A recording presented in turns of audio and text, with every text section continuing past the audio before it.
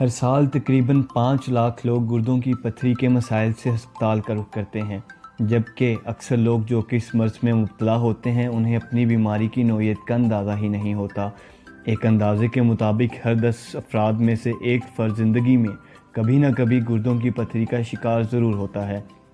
زیادہ تر لوگوں میں پتھری سائز میں چھوٹا ہونے کی وجہ سے پیشاب میں خارج ہو جاتی ہے یا پھر گردوں میں پڑی رہتی ہے، لیکن جب یہ پتھری حرکت کرتی ہے اور گردوں کی نالی یعنی یوریٹر میں پھنستی ہے تو پھر مریض کو درد محسوس ہوتا ہے، جس کی وجہ سے وہ ہسپتال کا رخ کرتا ہے۔